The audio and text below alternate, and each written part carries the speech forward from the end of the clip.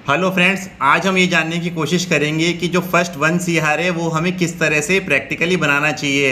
आपको काफ़ी ये सबका सपना होता है कि आपके पास एक बड़ा कॉर्पस हो 50 लाख का या फिर 1 करोड़ का, जो आपका 5 साल 10 साल 15 साल depending upon your current income आप बनाने की कोशिश करते हैं। तो सबसे पहले जो गलतफहमी होती है, और आपको काफ़ी वीडियोज़ में दिखाया जाएगा कि 5-10-15 हज़ार की SIP करो, 20 साल तक 12-15% का रिटर्न करो और उसमें आपको 1 करोड़ 50 लाख का जो भी कॉर्पस है आपका हो जाएगा। लेकिन प्रैक्टिकली आप एक भी जना ऐसा नहीं ढूंढ पाएंगे जिसने ऐसा प्रैक्टिकली अचीव करा हो आपके आसपास के लोगों में।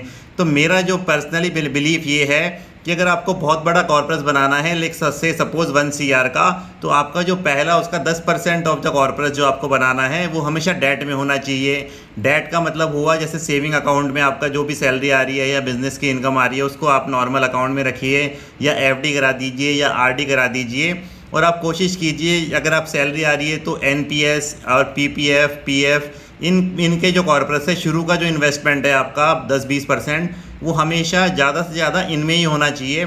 और आपको स्टॉक्स, क्रिप्टो, गोल्ड, सिल्वर में एक भी रुपए इन्वेस्ट नहीं करना चाहिए।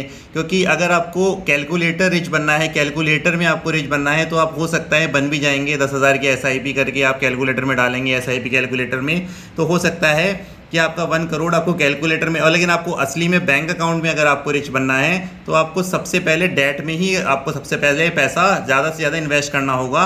क्योंकि जो डेट है वो आपको किसी भी हेल्थ इमरजेंसी या किसी भी आपको कभी घूमना हुआ या कोई भी पर्सनल कुछ भी चीज़ हो, तो उससे आपका जो मोटा कॉर्पस है SIP का या फिर इक्विटी का, वो नहीं टूटे फ्यूचर में, वो हेल्प करेगा।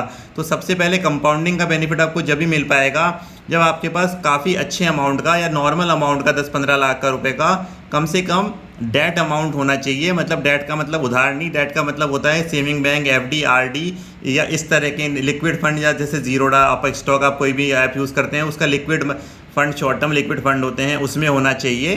फिर उसी के बाद आप सोचिए जो अलग अलग इन्वेस्टमेंट स्कीम्स होती है कि 50-30-20, 50 में अपने खर्चों के लिए, 30 में अपने सेव 30 में अपने पर्सनल जो लग्जरी है उसके लिए, 20% में सेव कर लूँगा। इस तरह के जो भी कॉन्सेप्ट हैं वो आप बाद में ही यूज़ करें। सबसे पहला जो आपको, जैसे इसमें 5 साल लगे, 2 साल लगे, 1 साल लगे या 6 महीने लगे, लेकिन आपको सबसे पहला फोकस ये होना चाहिए कि आपका एक मोटा 10 लाख रुपए का कॉर्पस पूरा का पूरा डेट में ही होना चाहिए। Thank you.